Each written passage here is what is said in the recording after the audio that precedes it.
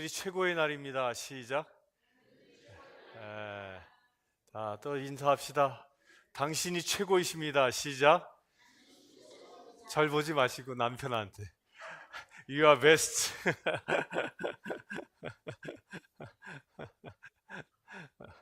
우리 옆 사람 있으면 손을 꽉 잡고 서로 바라보면서 당신이 최고이십니다. 시작. 에, 에, 에. 하나님은 여러분들을 온 우주 가운데 가장 최고로 여겨주실 줄 믿습니다. 그럴 만한 가치를 가지신 분들이 저와 여러분들입니다. 그런 자긍심을 가지고 사실 주의 이름을 축원합니다. 오늘 읽은 본문을 잘 보면 오늘 본문에서는요, 예수님께서 이제 갈릴리아를 떠나서 예루살렘으로 올라가는 도상에서 일어난 일을 기록하고 있습니다. 그런데 이때 무슨 일을 기록하고 있어요? 바리새인이 예수님께 와서 헤로데가 당신을 죽이려고 합니다. 여길 떠나소서라고 그 헤로데가 예수님을 죽이려고 하는 소식을 전하지요. 그때 예수님이 헤로데를 향하여 뭐라고 얘기합니까? 뭐라고 얘기하죠? 이르되 너희는 가서 저 여우에게 이르되 오늘과 내일은 내가 귀신을 쫓아내며 병을 고치며 제3일에는 완전하여지리라. 헤로데에게 뭐라고 얘기를 했어요? 헤로데에게 가서 이렇게 얘기하지 않고 그 여우에게, 그러니까 헤로데를 여우로 지칭하고 있습니다. 여러분들 여우 그러면 딱 떠오르는 생각이, 이미지가 뭐가 있습니까? 여우, 에? 간사한 거. 또 제가 아까 일부 예배 때 물었더니 우리 제이 집사님은 미국식 여우에 대한 개념을 얘기하더라고요. 처음 알았어요.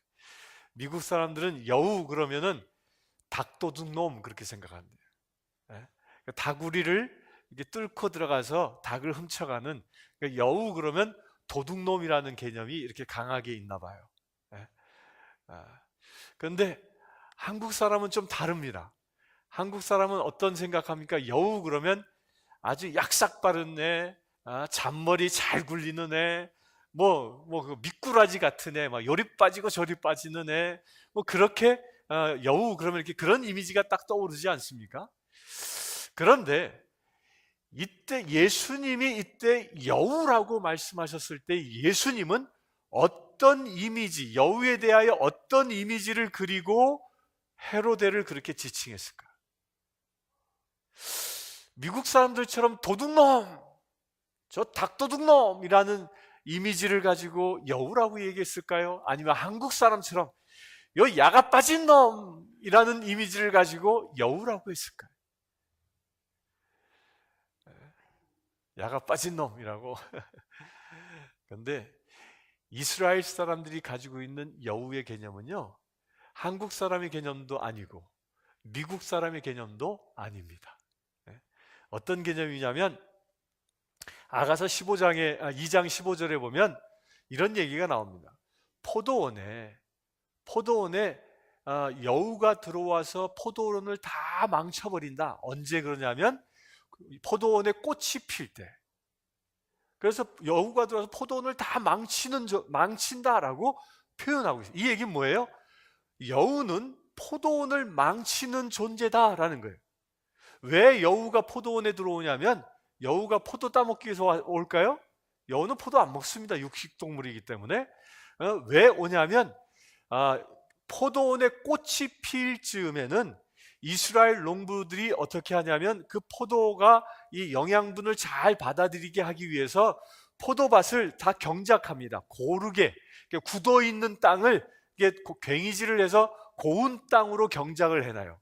그렇게 고운 땅에서 땅을 골고루 잘 펴놔요. 그래서 비가 오면 물이 잘 들어갈 수 있도록, 그래서 이 포도나무가 더 수분을 많이 섭취할 수 있도록 그렇게 작업을 해놓거든요. 그런데 문제는 그렇게 땅을 잘 경작을 해놓으면 속에 있는 지렁이들 이런 것들이 막 나오잖아요. 그러니까 뭐가 달려드냐면 그곳에 들쥐들이 많이 모이는 거예요. 들쥐들이. 그 들쥐들이 모이니까 이 여우가 들쥐를 잡아먹기 위해서 포도원에 들어오는 거예요. 그런데 문제는 이 들쥐가 포도원에 들어와 가지고 농사꾼이 잘 경작해 놓은 그 땅을 다 헤집고 다니는 거예요. 막 그냥. 그 들쥐 잡으려고 여우가 막 다 헤집고 다니는 것. 이걸 보고 포도원을 망쳐놓는다라고 얘기하는 거예요. 그러니까 예수님이 저 여우 같은 놈이라고 얘기했을 때는 무슨 이미지를 가지고 있었어요? 무슨 이미지? 포도원을 다 망치는 놈이라고 얘기하고 있는 거예요. 근데 여기서 포도원의 의미가 있죠. 포도원이 뭐예요? 포도원은 물론 우리의 양식을 만들어주는 것이지만 이 포도원은 성경에서 이야기하는 영적인 의미는 하나님의 나라를 의미하거든요. 하나님의 백성들이 거하는 곳, 하나님의 백성들이 풍요를 누릴 수 있는 땅이 포도원이거든요. 그래서 교회 이름도 빈야드 교회, 포도원 교회 이런 이야기를 많이 붙이지 않습니다. 이름들을 많이 붙이지 않습니다. 그런 이유예요. 곧 예수님이 헤로데 보고 이 여우야, 그 여우에게 이 여우라고 지칭한 이유는 첫 번째 이유가 뭐라고요? 하나님의 나라를 망치는 자다라는 뜻으로 이야기하고 있는 것입니다. 하나님의 나라를 망치는 자. 어떻게? 하나님께서 다 경작해 놓은 그 땅을 다 흐트러 버리는 거죠. 이게 첫 번째입니다. 여러분들은 하나님의 나라를 흐트러 버리는 망치는 자입니까? 아니면 하나님의 나라를 잘 가꾸는 하나님의 청지기입니까?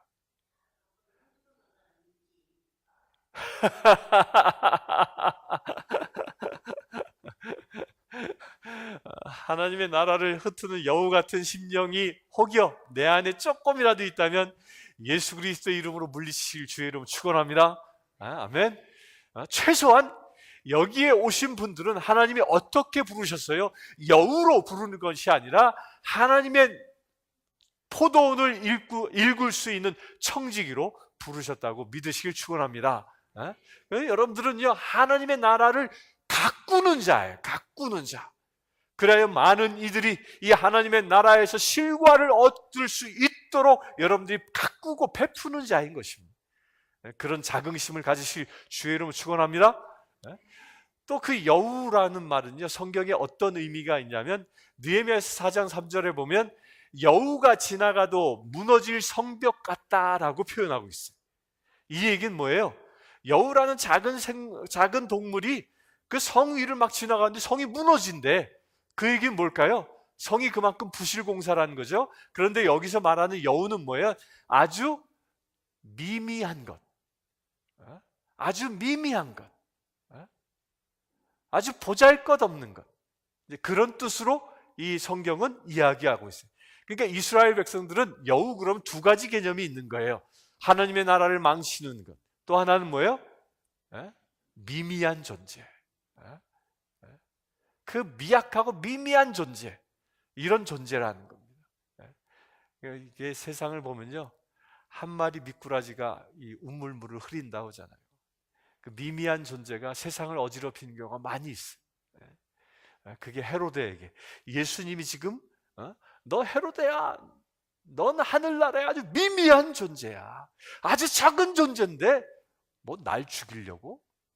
이렇게 예수님이 말씀하고 있는 것입니다. 그렇다면 여러분들은 어떤 존재입니까? 하늘나라의 미미하고 아주 미약하고 작고 보잘것없는 존재입니까? 아니면 하늘의 큰 존재입니까? 아멘. 여러분들 큰 존재임을 믿으시길 축원합니다. 왜 여러분들이 큰 존재입니까? 예수 그리스도의 핏값을 주고 산 존재이기 때문에 그렇습니다. 하나님의 아들을 나의 죄값을 치르시고 산 존재이기 때문입니다. 그래야 주님은 우리를 눈동자처럼 지키시고 당신의 아들, 딸로 삼은 존재이기 때문입니다. 아멘. 여러분들은 미미한 존재가 아니라 하늘의 큰 존재임을 믿으시길 축원합니다.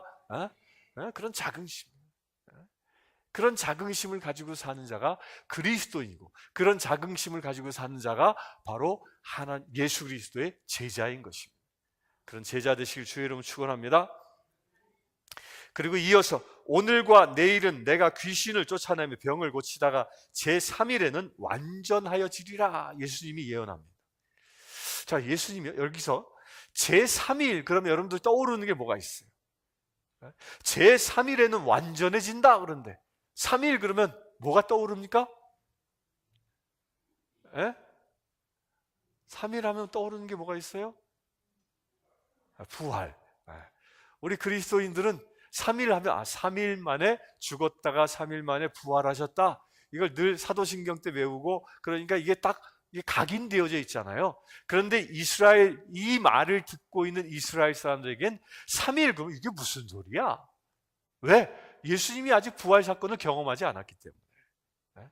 곧 이 제3일이란 말은 뭐냐면 세상의 모든 죄악된 세상으로부터 승리하는, 완전하게 승리하는 날을 두고 얘기하는 거예요. 그것을 이루기 위하여 예수님이 이 땅에 오셨다는 겁니다. 그런데 문제는 그 예수님이 죄악 권세를 이기시고 사망 권세를 꺾으시고 마지막 날 부활하여 승리하시는 그 도상에 이루시는 과정이 있는데, 그 첫 번째 과정이 무엇이냐? 귀신을 쫓는 역사를 하신다는 겁니다. 이스라엘 백성들 가운데 귀신 들려 고통받고 있는 자의 그 영혼을 자유케 하시는 일을 주님이 하신다는 겁니다. 실제로 예수님은 복음서에 보면 많은 귀신 들린 자를 자유케 하십니다. 귀신을 쫓아냅니다. 거라사의 군대 마귀 들린 자를 만났을 때 나가라 명하니까 그 수많은 군대 마귀들이 나가 쫓아내죠. 귀신을 쫓는 일. 곧 이것은 무엇이냐면 우리의 영적인 문제를 주님이 해결하신다는 겁니다. 예수님께서 부활하시기 전까지 우리도 부활하게 하실 텐데, 그 전까지 우리에게 전제적으로 첫 번째 하시는 일이 우리의 영을 자유케 하신다는 겁니다. 그러면요, 귀신 들린다라는 게 뭘까요? 귀신 들린다라는 건 크게 두 가지로 나누어질 수 있습니다. 첫 번째는요, 실제로 귀신한테 콱 잡혀 사는 사람. 그게 대표적인 사람이 무당이고요.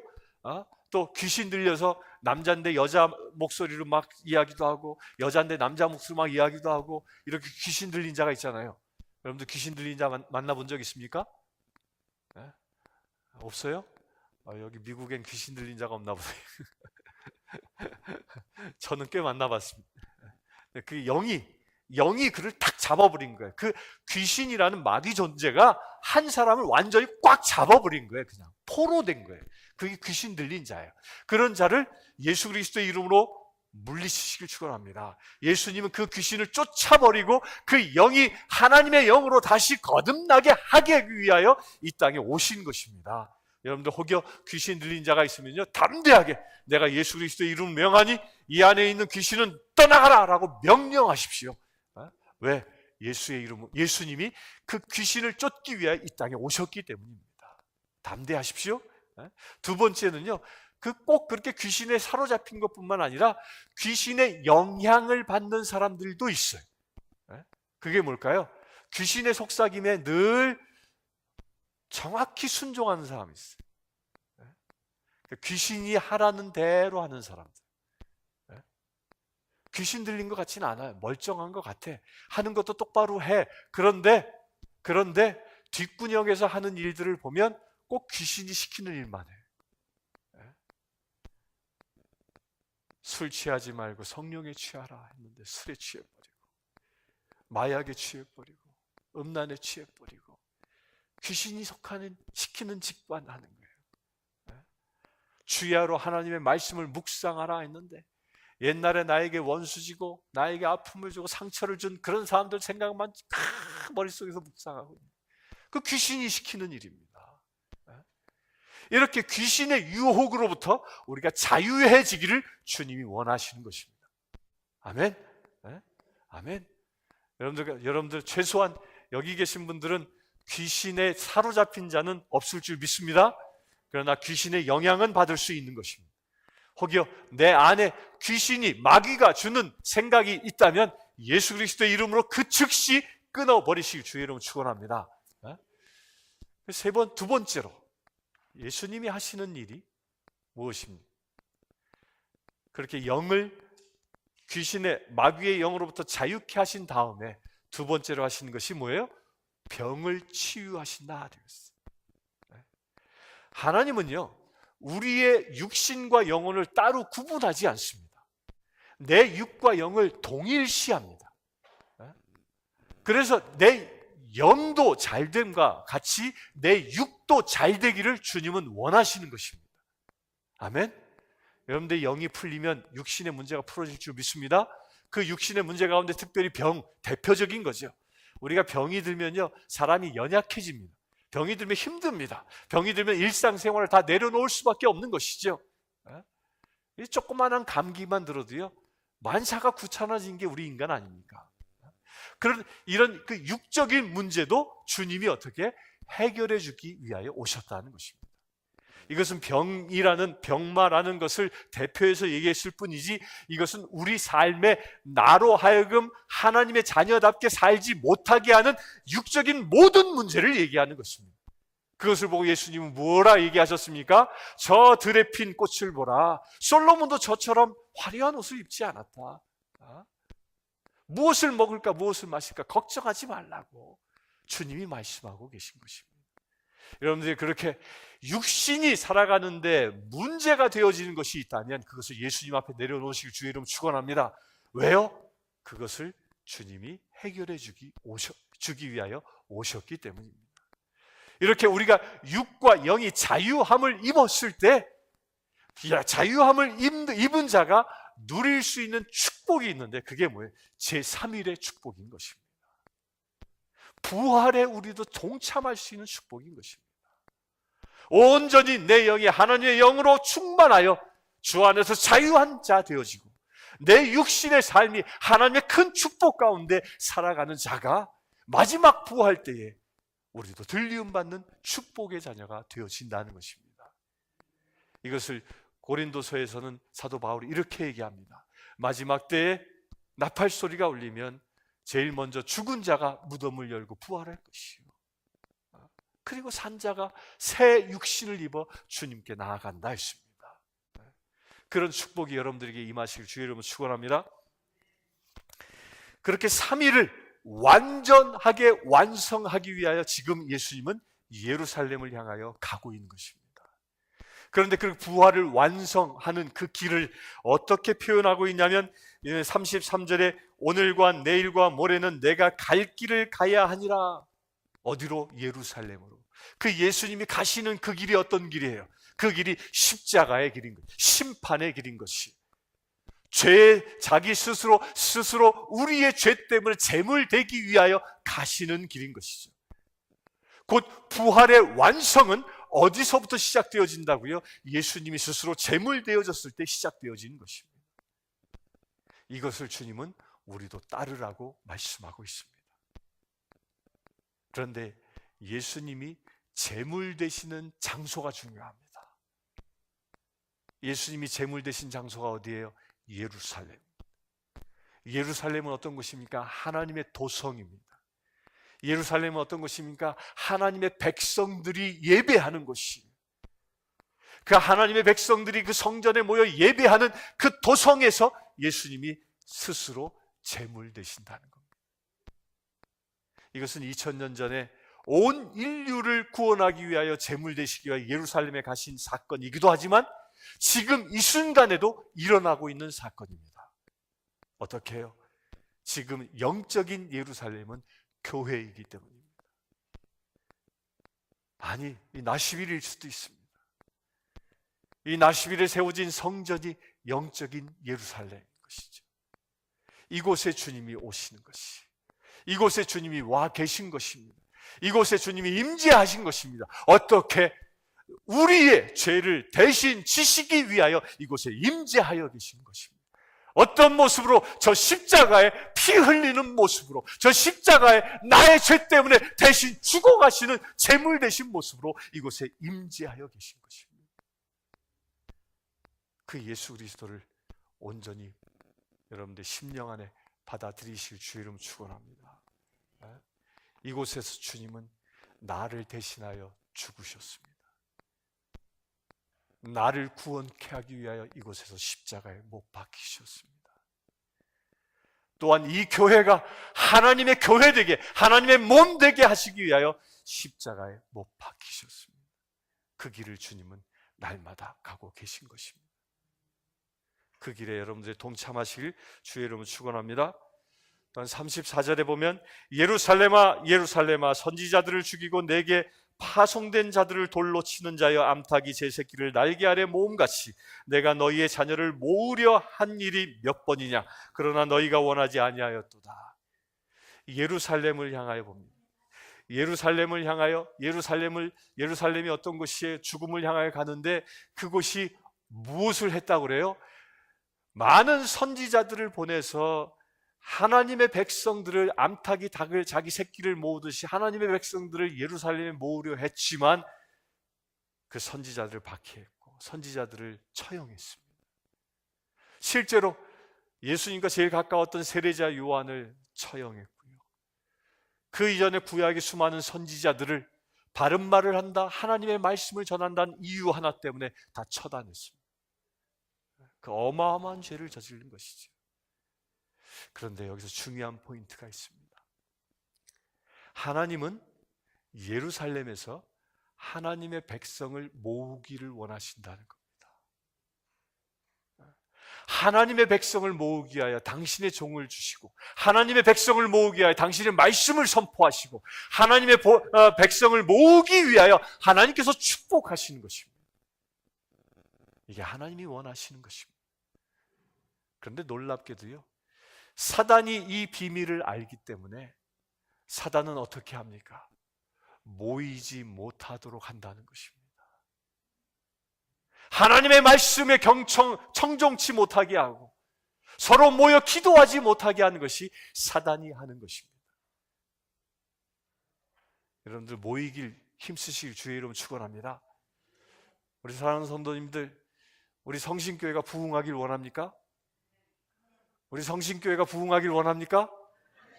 우리 제갈공승 권사님이 그냥 목소리가 제일 큰 것 같아. 부흥하는 우리 교회 되길 축원합니다. 네? 우리 교회가 부흥할 수 있는 비밀은요, 이 첫 번째 시작을 주님이 뭐라고 얘기하고 계시냐면 모이길 힘쓰라. 아멘? 모이길 힘쓰십시오. 네? 그래서 교회에서 그 가장 첫 번째로 모이는 자리가 어떤 자리예요? 그 자리가 구역 모임이에요. 어제도 충성구역에 가서 예배를 인도했는데 참 얼마나 좋은지 몰라요. 그 모이는 자리가 아름다워요. 그 가정에서 모여서 예배하고 주님을 찬양하고 기도하는 모습을 하나님이 얼마나 기뻐하시는지 몰라요. 그렇죠? 저도 그곳에 가 있는데 천국을 경험하는 것 같아요. 우리 김희산 집사님 집이 천국 같더라고요. 거기 모여 예배하는 게. 하나님이 얼마나 기뻐하세요. 그 제가 구역회를 이렇게 다니면서 제 나름대로 어떤 생각을, 하나님 제가 기도할게요. 그러니까 한 달에 한 번 모이는 게 아니라 한 달에 2번 모이도록 2번 모였으면 좋겠어요. 이것이 가서 매주 모였으면 좋겠어요. 모이기를 힘쓰는 우리 교회 됐으면 좋겠어요. 가정마다 모여서 일주일에 한 번이라도 모여서 하나님께 예배하고 찬양하고 서로 교제를 나누고 하나님의 나라를 경험하는 그런 시간, 그런 모임들이 우리 교회에서 빈번히 일어났으면 좋겠어요. 이렇게 기도합니다. 제갈공승 권사님 아멘. 아멘. 우리 모이길 힘씁시다. 우리가 부흥하기를 원하면요, 부흥하기 위해서 모여야 하는 거예요. 모여야 부흥하지요. 이 사실을 사단이 알기 때문에 우리로 하여금 모이지 못하게 하는 거예요.